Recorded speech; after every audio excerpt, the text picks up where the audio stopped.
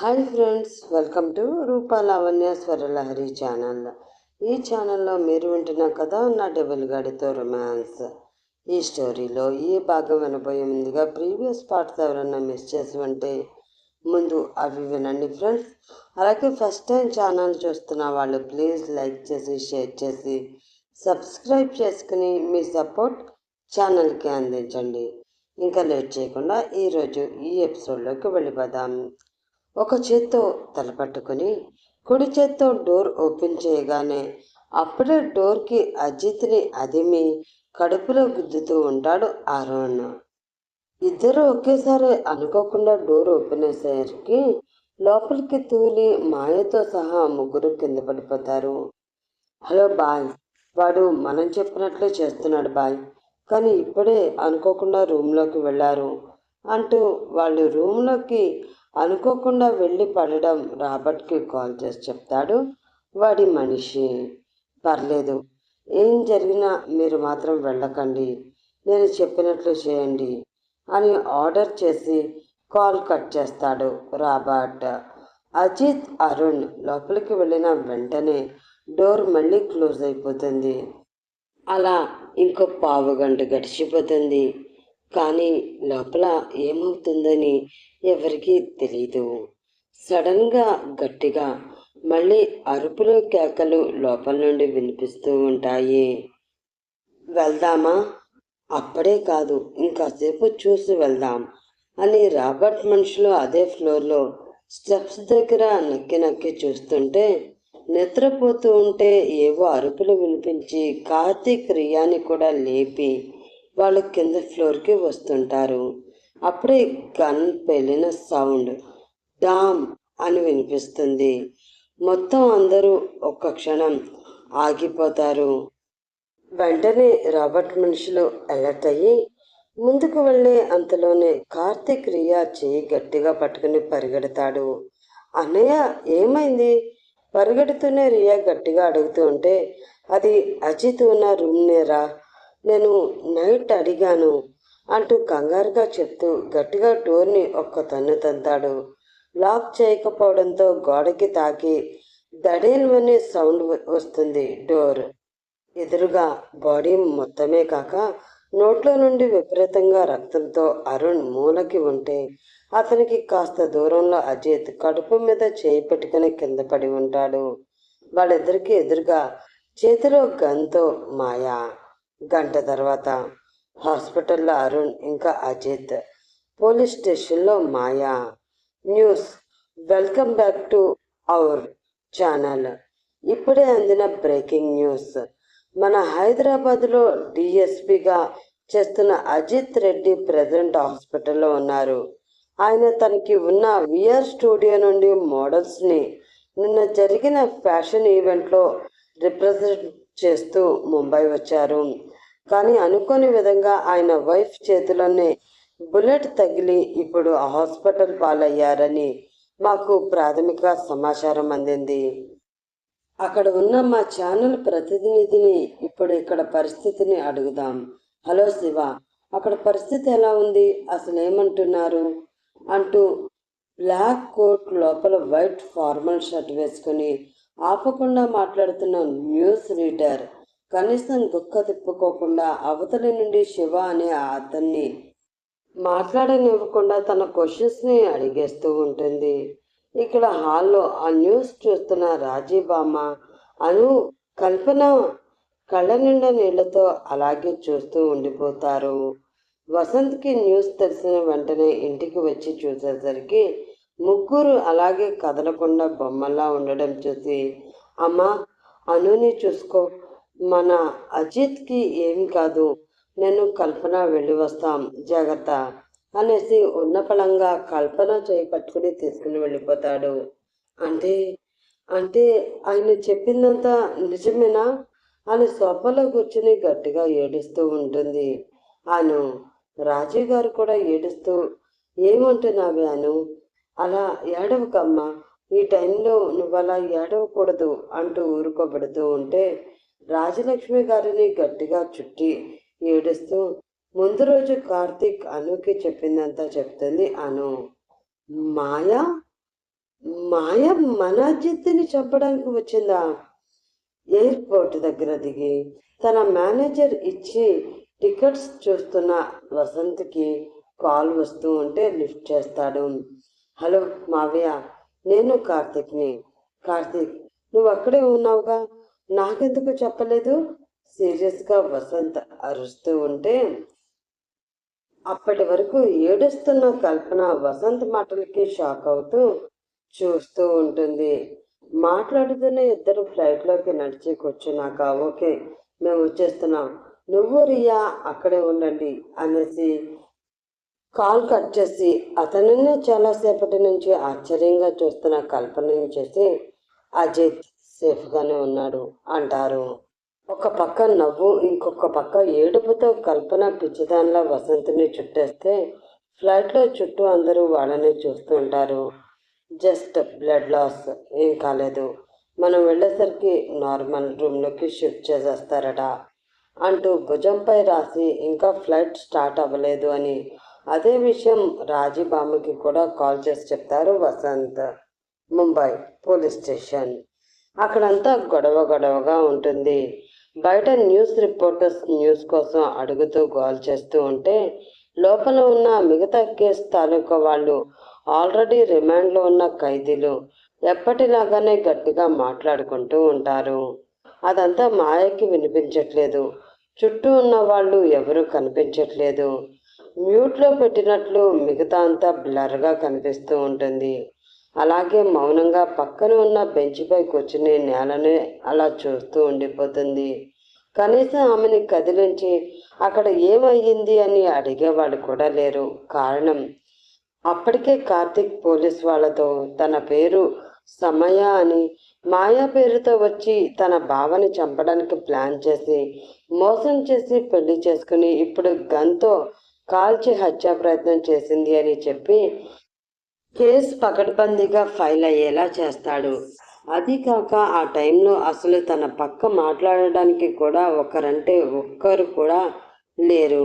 ఒక పక్క తన రక్తం పంచుకొని పుట్టిన అన్నయ్య, ఇంకో పక్క ఎనిమి అనుకుంటూనే తెలియకుండానే అతని ప్రేమలో పడిన మాయా. ఇద్దరూ ఇప్పుడు హాస్పిటల్లో చావు అంచుల్లో ఉన్నారు. ఇద్దరిని ఆ స్థితికి కారణం డైరెక్ట్గా అయినా ఇండైరెక్ట్గా అయినా తనే అనిపిస్తూ ఉంటే ప్రపంచం మొత్తం ఆగిపోయిన ఫీలింగ్ ఇప్పుడు మాయాది. అక్కడ కూర్చున్నది అన్న మాటే కానీ కాసేపు ముందు తెల్లవారుజామున జరిగిన విషయాలే ఇంకా ఆమె కళ్ళ ముందు కనబడుతున్నాయి. కళ్ళ నుండి కన్నీళ్లు ఆమె ప్రమేయం లేకుండానే బుగ్గలపై నుండి జారి కింద నేలకి చేరుతున్నాయి. కనీసం ఓటర్ ఆఫర్ చేసే వాళ్ళు కూడా తనకి లేరు.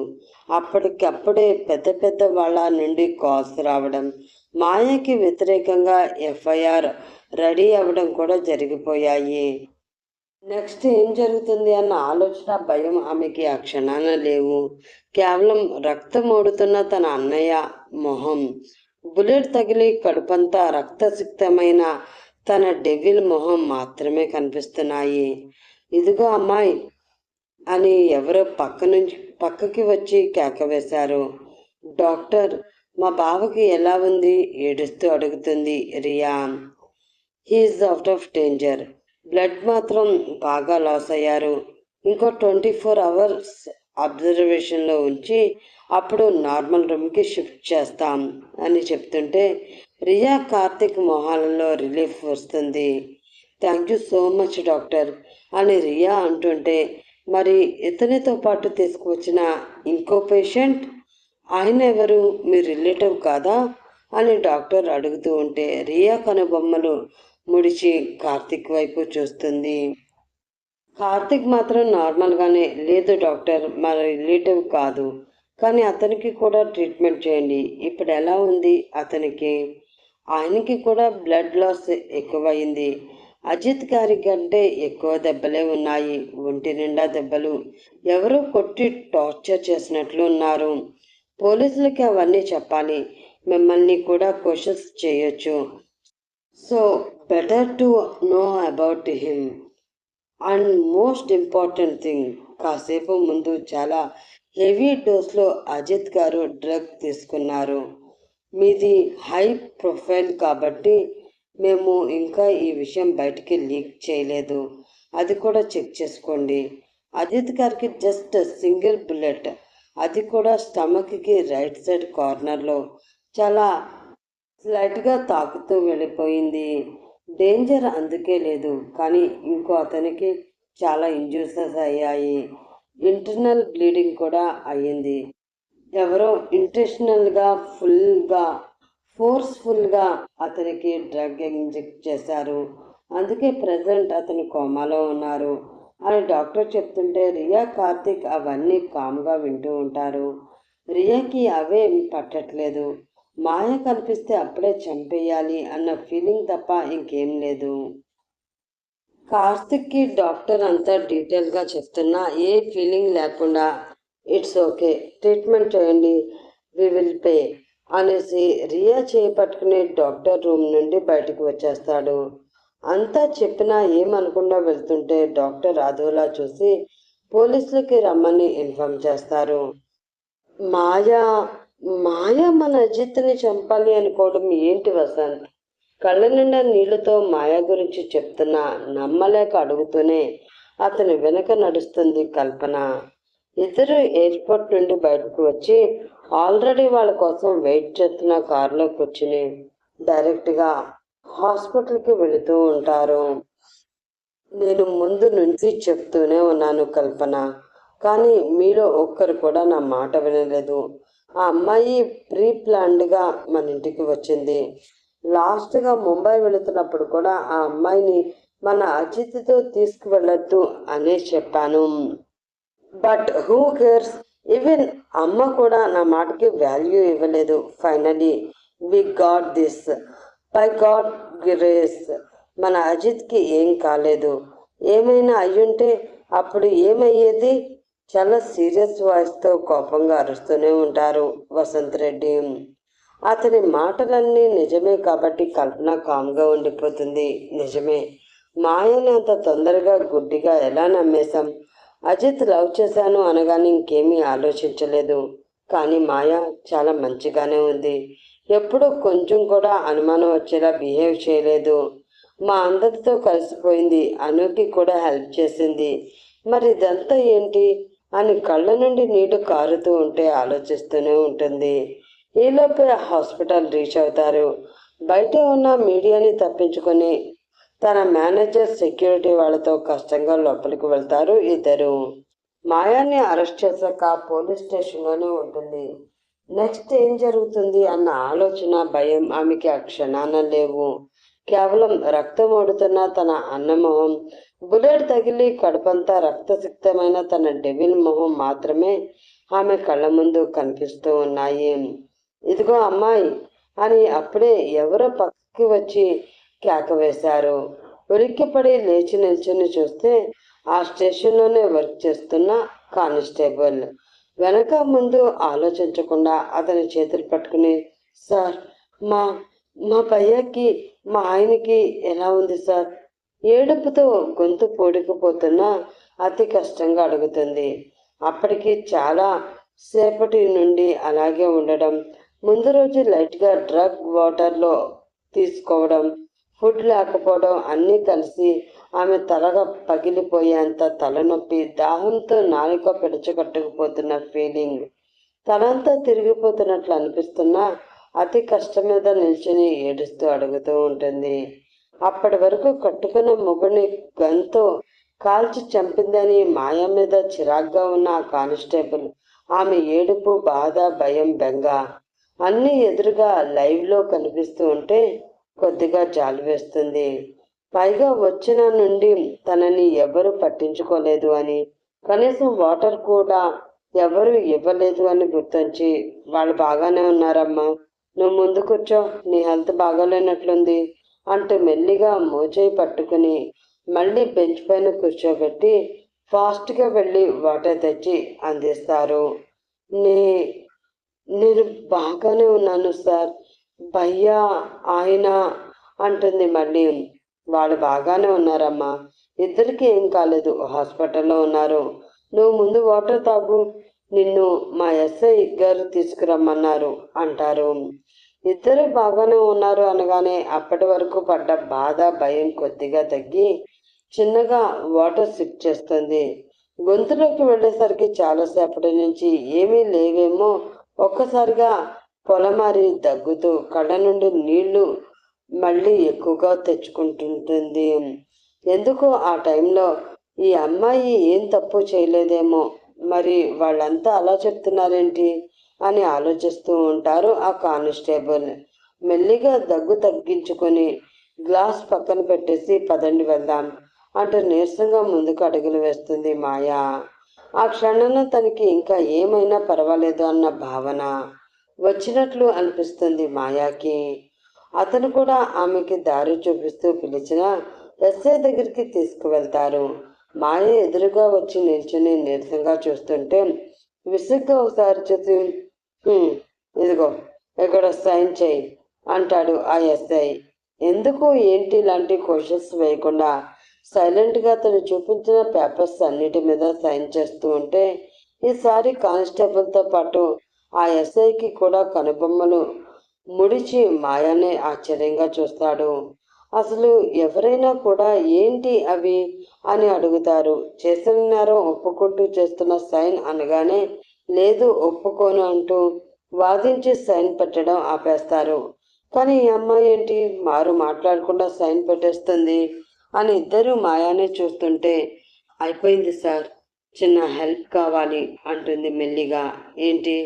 హాస్పిటల్లో మా అన్నయ్య ఉన్నాడు, తన హాస్పిటల్లో ఉన్నాడని మా వాళ్ళకి చెప్పాలి, ప్లీజ్ ఒక్క కాల్ చేసుకుంటాను మీ ముందే అంటూ చాలా లో వాయిస్తో చెప్తుంది.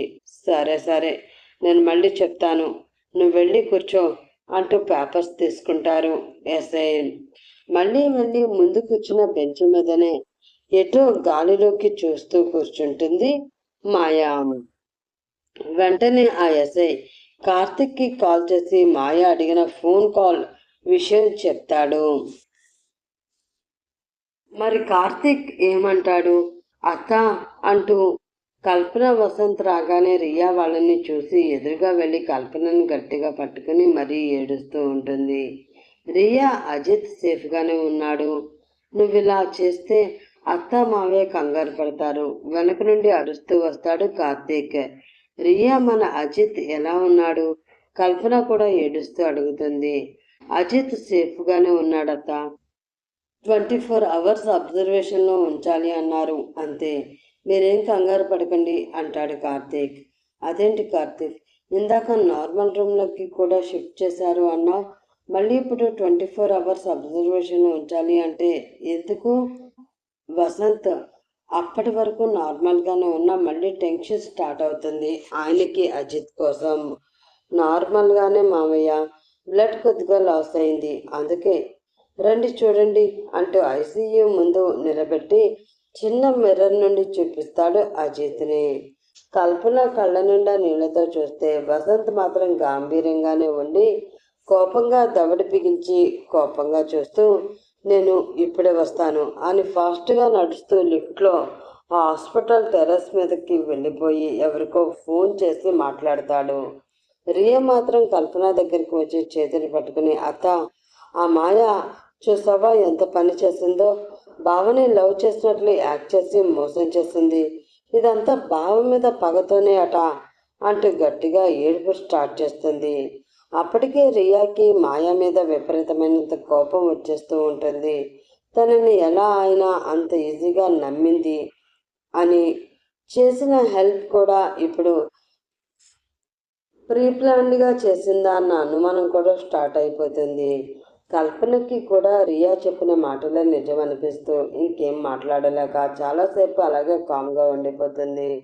వసంత్ పావుగంట తర్వాత వచ్చి Karthik, I want to see that bitch అని హాస్పిటల్ కారిడార్ అదిరిపోయేలా అరుస్తాడు. కార్తిక్తో సహా అందరికీ మాయనే అంటున్నారు అని అర్థమయ్యి ఇప్పుడు వద్దు మామయ్య, మీడియా అక్కడ రెడీగా ఉంది, ప్రాబ్లం అవ్వచ్చు అని చెప్తున్నా వసంత్ అసలు ఒప్పుకోరు. వస్తున్నావా లేదా అంటూ అరిచి వెళ్ళిపోతూ ఉంటే ఆగండి మావయ్య అని వెనక్కి వెళుతూ రియాకి కల్పనతోటే ఉండమని చెప్పేసి వెళ్ళిపోతాడు కార్తీక్. ఇప్పుడు మాయ పరిస్థితి ఏంటి? ఈలోపు అజిత్కి తెలివి వస్తే ఏమవుతుందో నెక్స్ట్ పార్ట్లో చూద్దాం. అప్పటి వరకు సెలవు తీసుకుంటూ bye friends, have a nice day.